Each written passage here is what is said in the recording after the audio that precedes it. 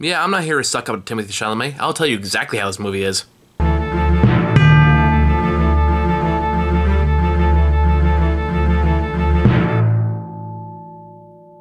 Alright, hey guys, so I'm back with another batch of reviews. I'm going to try to do at least one more before I do my best and worst of the last year, just because this year's been tough and I just haven't had a chance to go see as many movies as I wanted to, so I'm doing my best, but I did see a bunch over the last couple weeks, and I'm here to talk about what I have seen. So we're going to start with the first one I saw, which is Wonka, which is the newest movie made by the guy who made the Paddington movies, which I do genuinely really love.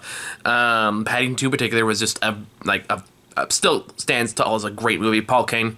He has now come up with this new movie, Wonka, which is meant to be like a prequel, an origin story to Willy Wonka. I didn't look great to me from the trailers, and I think even from the trailers, like Timothy Chalamet was not a good choice for Wonka. I don't know why everyone is really pushing what is, in my opinion, kind of a mediocre actor as like the Hollywood golden child right now who can do no wrong, but I assure you he can, and I don't get why people like his performance. I can kind of get why people like this movie. I don't get why they're so forgiving on this performance. I'll get into it. I'm gonna get into it. But first off, let me say, I know people just have a lot of fans. I know people like this movie, especially Timothy Chalamet has begun a lot of, I hope I'm saying that right, has begun a lot of praise and attention for his performance in this role. I'm not gonna do that, but if that's your opinion of it, sure, fine, whatever. So I guess just opinion of the movie overall. I didn't really care for it. I didn't hate it as much as I thought I was going to. Like, I really went to this movie thinking I was just gonna be so fucking annoyed by it, and there were parts where I was absolutely so fucking annoyed by. But there are parts like, okay, I get it. That some of the director's charm kind of comes through, almost despite itself. But a lot of it's also anchored by a lead performance, which, and this is a fault every other Willy Wonka movie has, except for the original, that just doesn't understand the appeal of the original film, and proceeds to overcompensate that lack of understanding by just bombarding you with this whimsy and like over-the-top naivete and childlike nature. And I feel like people who do take that direction with the Willy Wonka, because Tim Burton did it too, really genuinely misunderstand the appeal. Now, granted, you can make the argument that it's based more closer to the books. I haven't read the book, so I don't know like the differences there, because I know that Gene Wilder made some big choices when he did the movie that the author of the book wasn't too keen on. But the appeal of Willy Wonka in the original film wasn't that he was some noble, sacrificing man of the people. Like, no, he was a capitalist. He was a manipulative capitalist. He said in interviews when he the first scene he had with as Willy Wonka, he wanted the audience not to trust him because Willy Wonka is a person not to be trusted. He will manipulate the shit out of you. But this version of Willy Wonka, first off, is played by an actor who's trying way too hard to be whimsical, who's trying so hard to be, like, bold and daring and adventurous and, ooh, look at me, I'm so whimsical, and it just feels like it just shoves it so aggressively in your face that it doesn't feel organic. Paddington 1 and 2 doesn't have this problem. That movie makes it look effortless because it finds a way to mold it into the world in a way that just carries more authenticity and genuine charm. This one feels like, I guess, it has much stronger need to force it on you. So, the basic plot of this film is Willy Wonka comes into this town after spending years trying to craft his art as a chocolatier. And he comes into this place and he quickly realizes that the world just isn't really open to his new ideas. And he's particularly bogged down by the chocolate cartel. Which is this group of like 3 rich people that apparently control all of the chocolate in the land, or at least in this city, and they don't like competition, so they really go hard on smashing him down. Meanwhile, he's also gotten into this like indentured servitude situation with Olivia Colman's character, who, to her credit, looks like she's like one of the few characters I like genuinely believed in. Olivia Colman and oh god, who is the other guy that he partners with? And I feel bad. Tom Davis. Who do have genuinely good chemistry together, who do genuinely have fun scenes together, and I did really enjoy whenever they were on screen. But these two run a scam where they say we'll give you cheap rent and all that stuff. But because you don't read the fine print when you sign, you also have to work at a sweatshop, basically a laundromat every day. And when he does that, he meets a cast of colorful other characters who've also been sucked into this. One is like a failed comedian who I forget his name. I barely remember what he looks like. A few other characters that are kind of interchangeable and kind of forgettable. And then the other main lead this movie is Noodle, who was this little black girl who just takes a liking to Willy Wonka and vice versa, and the two kind of form a relationship, and they eventually help each other grow, and blah, blah, blah, blah, blah. So Noodle is an orphan who's been left there since when she was very little, and that's just where she lived her life, and under this massive indentured servitude. So the entire movie is about them trying to build up Willy Wonka's brand and build this chocolate shop so he can please his mama, and so on and so forth. And that's the basic premise of the movie. And it does get a little bit into the Willy Wonka's connivingness, his cleverness, his very strong capitalistic ideas, or not impulses. And this one definitely wants to go for like an anti-capitalist message, which I'm not opposed to. By far for me to object to any criticism of capitalism, because it's a broken system, and that's a whole nother topic for another day. But the way it kind of goes about it just feels so ham-fisted. It doesn't, like, none of this movie has the same level of sincerity that the Paddington movies do, and it's hard to pinpoint exactly why. I think a lot of it does just boil down to just that the leads aren't as likable. In fact, I would argue this movie has the wrong lead.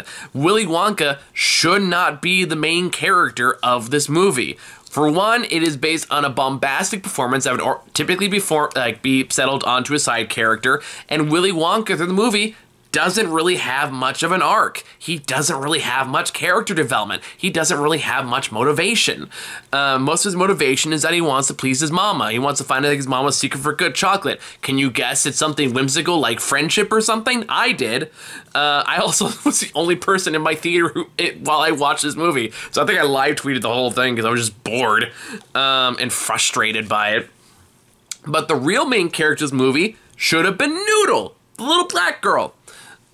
Because she's the one who has a character arc. She's the one that has, like, a genuine crisis that needs resolving. Willy Wonka barely has any crisis. The closest this dude has a crisis is like, oh, yeah, I successfully made my chocolate shop. Oh, I was sabotaged by fucking Yeti hair or some bullshit. And now the chocolate shop's gone, but it's okay, because now it's a heist movie in the third act. I didn't like it. But Noodle, like, she has, like, her lost parents. She's trying to find her own, like, she's trying to overcome her own cynicism about the world. She's trying to overcome, she's trying to let go of her nihilism that she's developed by, being abandoned as a child, and Willy Wonka genuinely helps her pull out of it. And I feel like in a different script, well, Noodle was the main character and Wonka was the side character who was guiding her through her own journey, this movie would have worked a lot better. But because, I don't know, maybe Timothy Chalamet won a bigger role, or maybe they just didn't think about that angle, we're stuck with this instead. Now, I know it's not fair, as I pointed out many times, to judge a movie about... It's not fair to judge a movie based on what I want it to be versus what it is, but I can't help but feel, as I'm watching this movie, that maybe that was the original intention. Now, this is purely speculative, so I have no idea if that's actually true.